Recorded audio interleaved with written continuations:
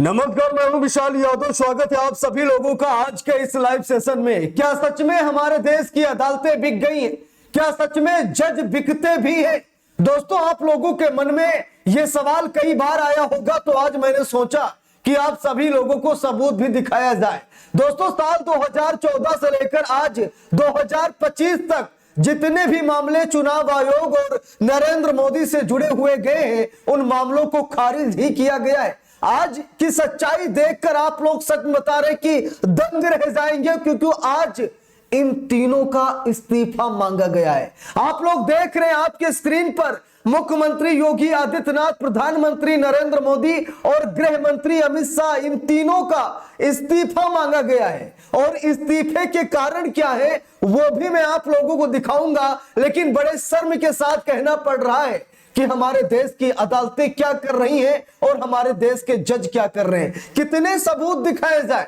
आप सभी को पता है, उत्तर प्रदेश के प्रयागराज का मामला ले लेते हैं। भगदड़ हुई है, भगदड़ में 40 से 50 लोगों की मौत की खबर सामने आ रही है, लेकिन मजाल है किसी अधिकारी को इस मामले में कोर्ट तक घसीटा गया हो। मजाल है कि मुख्यमंत्री योगी आदित्यनाथ पर कोई टिप्पणी किसी जज ने की हो। मजाल है किसी का कोई कुछ बोल दे। यहां पर मौत का लाइव तांडव कराया जा रहा है, लेकिन मजाल है किसी अदालत का, किसी जज का कि एक बार उत्तर प्रदेश की योगी सरकार से पूछ ले। दोस्तों, इसी मामले को लेकर के अब योगी का इस्तीफा मांगा जा रहा है, और यह पहली बार नहीं है, बल्कि इससे पहले भी कई बार मुख्यमंत्री योगी आदित्यनाथ का इस्तीफा मांगा गया। मामला कोर्ट में गया, लेकिन कोई इस्तीफा नहीं। नरेंद्र मोदी का ले लीजिए, एक बार नहीं बल्कि कई बार ये आरोप लगे कि मोदी सरकार ये भ्रष्टाचार कर रही है, मोदी सरकार चुनाव आयोग को अपना गुलाम बना रही है, नरेंद्र मोदी ईवीएम से चुनाव जीत रहे, जैसे कई आरोप लगे।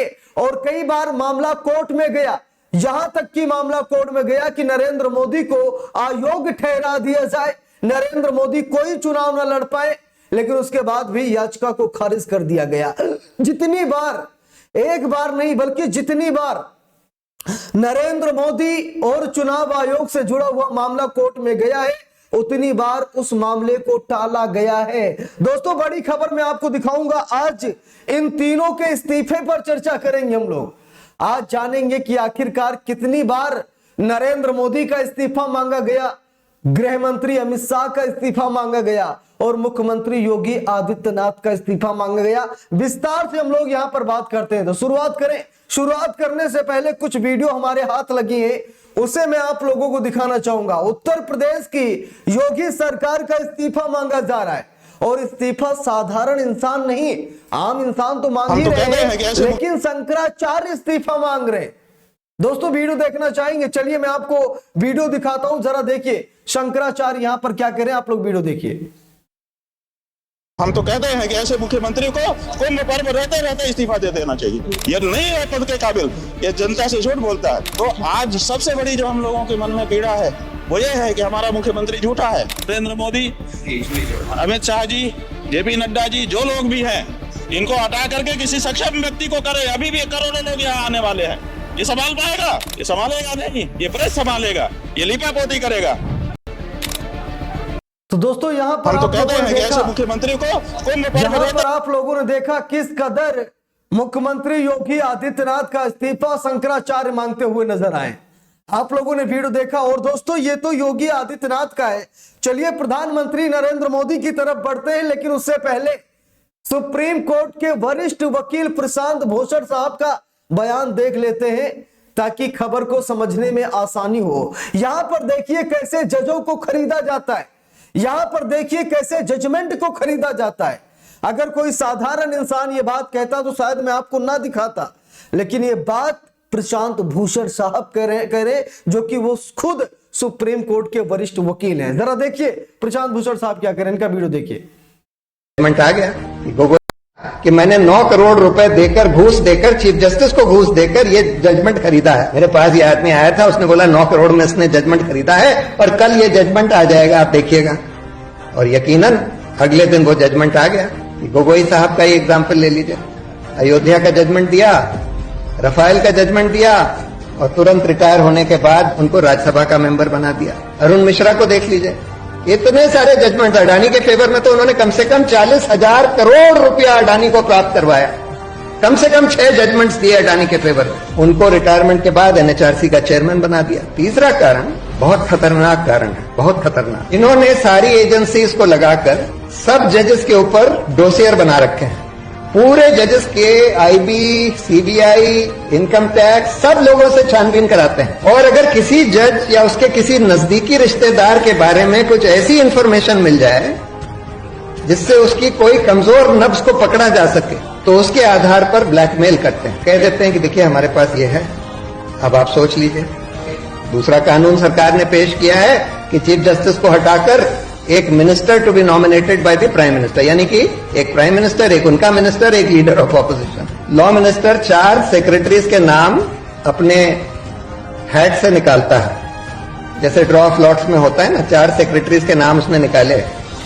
तो यहां पर आप लोगों ने प्रशांत भूषण साहब को सुना, जहां पर प्रशांत भूषण साहब बता रहे हैं कि जजमेंट को किस कदर खरीदा जाता है, कैसे अपने पक्ष में फैसले लिए जाते हैं, नरेंद्र मोदी और जजों के बीच क्या तालमेल है, यहां पर सारी बातें बताई जा रही हैं। और जज अरुण मिश्रा का उदाहरण दिया गया कि अडानी के पक्ष में 40,000 करोड़ का फैसला सुनाया, उनके पक्ष में उन्हें फायदा कराया। नरेंद्र मोदी सरकार को लेकर भी यहां पर प्रशांत भूषण साहब बता रहे कि कैसे नरेंद्र मोदी जजों की कमजोर नब्ज पकड़ते हैं, कैसे नरेंद्र मोदी उनको ब्लैकमेल करते हैं और अपने पक्ष में कैसे फैसला नरेंद्र मोदी लेते हैं। दोस्तों, जब जब मामला सुप्रीम कोर्ट में, हाई कोर्ट में या फिर किसी भी अदालत में नरेंद्र मोदी, चुनाव आयोग, ईवीएम, बैलेट पेपर का गया है ना, उस याचिका को हमेशा खारिज किया गया। और आज इस्तीफा मांगा जा रहा है नरेंद्र मोदी, अमित शाह का, लेकिन उसके बाद भी हमारी देश की अदालतें कोई दिलचस्पी ही नहीं दिखा रही। दोस्तों, नरेंद्र मोदी का इस्तीफा खुद बीजेपी नेता सुब्रमण्यम स्वामी ने मांगा था। कहा था कि नरेंद्र मोदी को बीजेपी और आरएसएस के नियम का पालन करना चाहिए और 75 साल की उम्र में नरेंद्र मोदी को रिटायरमेंट ले लेनी चाहिए। लेकिन उसके बाद भी नरेंद्र मोदी रिटायरमेंट नहीं ले रहे हैं। दूसरी तरफ अमित शाह करेंगे 2029 में भी मोदी, यानी कि कहीं न कहीं आरएसएस और बीजेपी के नियमों को तार तार कर रहे नरेंद्र मोदी। तभी बीजेपी नेता सुब्रमण्यम स्वामी ने कहा कि अगर नरेंद्र मोदी इस्तीफा नहीं देते हैं तो जबरन इस्तीफा ले लिया जाएगा, नरेंद्र मोदी को इस्तीफा देना ही पड़ेगा। लेकिन दोस्तों, अब क्या ही किया जाए, हमारे देश की अदालतों का क्या ही किया जाए, ईडी, सीबीआई जैसी तमाम संवैधानिक संस्थाओं का अफसर बिकते भी हैं। अब आप कहेंगे कि आपके पास क्या सबूत है, मैं आपको सबूत दिखाने जा रहा हूं। जरा सबूत देखिए, जिन जिन अधिकारियों ने, जिन जिन जजों ने, जिन जिन संवैधानिक संस्था में बैठे अधिकारियों ने नरेंद्र मोदी का साथ दिया है, उनको नरेंद्र मोदी ने कितना प्रमोट किया है, और जिन जिन अधिकारियों ने नरेंद्र मोदी से सवाल जवाब किए हैं, उनके साथ कैसा बर्ताव किया गया है, मैं आप लोगों को एक रिपोर्ट दिखाने जा रहा हूं। आप लोग ये रिपोर्ट जरूर देखिए।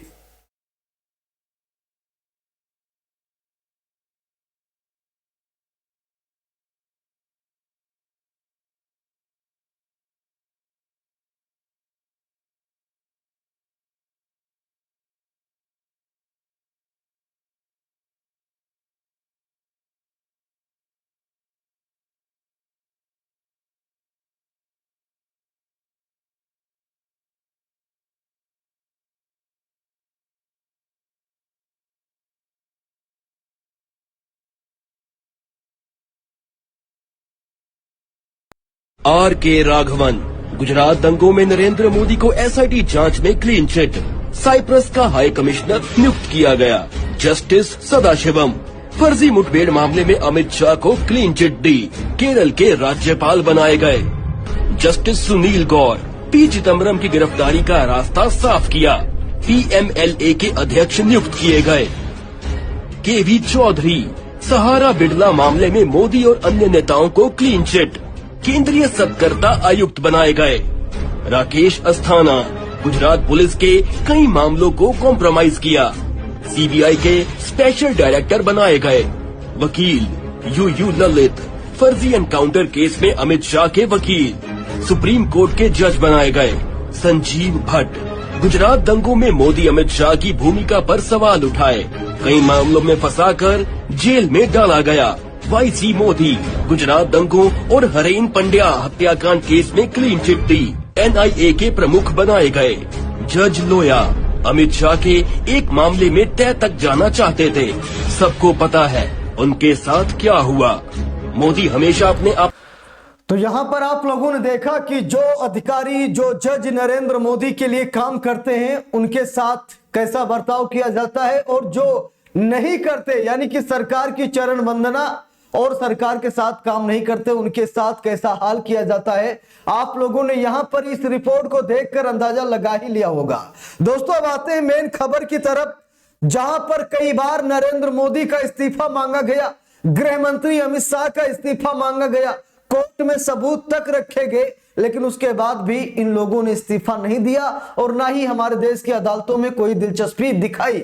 दोस्तों, यहां पर देखिए, चुनावी बॉन्ड मामले को लेकर के बीजेपी नेता सुब्रमण्यम स्वामी ने खुद प्रधानमंत्री नरेंद्र मोदी का इस्तीफा मांगा था कि नरेंद्र मोदी जी, आप जो भ्रष्टाचार के खिलाफ मुहिम चला रहे हैं, बड़ी बेइज्जती हो जाएगी, आप इस्तीफा दे दीजिए। देखिए, यहां पर लिखा है, चुनावी बॉन्ड रद्द, इंदिरा गांधी का नाम लेकर सुब्रमण्यम स्वामी ने पीएम मोदी से इस्तीफा मांगा। यहां पर देख सकते हैं कि प्रधानमंत्री नरेंद्र मोदी का इस्तीफा मांगा गया, लेकिन प्रधानमंत्री नरेंद्र मोदी इस्तीफा देने को तैयार नहीं हुए। ये पहला मामला नहीं है, कई बार ये मामले कोर्ट में गए। अभी लोकसभा चुनाव के दरमियान मामला गया था सुप्रीम कोर्ट में, मैं भी चाहूंगा दिल्ली हाई कोर्ट में, और यह कहा गया था कि नरेंद्र मोदी को अयोग्य ठहरा दीजिए। नरेंद्र मोदी झूठ बोलते हैं, नरेंद्र मोदी हिंदू मुसलमान करते हैं, नरेंद्र मोदी पर बैन लगा दीजिए, कोई चुनाव ना लड़ पाए। लेकिन तब भी दिल्ली हाई कोर्ट ने याचिका खारिज की। इलाहाबाद हाई कोर्ट में नरेंद्र मोदी के खिलाफ याचिका दायर की गई, जिसमें मांग की गई कि नरेंद्र मोदी की सांसदी को रद्द किया जाए, क्योंकि इन्होंने प्रयागराज में, माफी चाहूंगा बनारस की सीट इन्होंने धांधली करके जीती है। ये आरोप लगे नरेंद्र मोदी पर कि चुनाव आयोग पर दबाव डालकर नरेंद्र मोदी ने बनारस की सीट जीती है, इसीलिए दोबारा से चुनाव कराया जाए बनारस में और नरेंद्र मोदी की सांसदी निरस्त की जाए। लेकिन दोस्तों, हुआ क्या, दिल्ली, मैं भी चाहूंगा इलाहाबाद हाई कोर्ट ने याचिका को खारिज कर दिया। एक नहीं बल्कि कई ऐसे मामले हैं जो कई बार कोर्ट की दहलीज पर गए, लेकिन उस याचिका को, उस मामले को ही खारिज कर दिया गया। और अब तो सीधा लेटेस्ट मुद्दा मैं आपको बता रहा हूं, अमित शाह का इस्तीफा मांगा गया। अंबेडकर विवाद मामले पर अमित शाह का इस्तीफा मांगा गया, पूरे देश में आंदोलन हुआ, लगभग आपने देखा कि अमित शाह भी इस्तीफा देने के लिए तैयार हुए। मणिपुर को लेकर अमित शाह का इस्तीफा मांगा गया, लेकिन तब भी अमित शाह ने इस्तीफा नहीं दिया। और दोस्तों, अब मुख्यमंत्री योगी आदित्यनाथ की मुश्किलें काफी ज्यादा बढ़ गई हैं।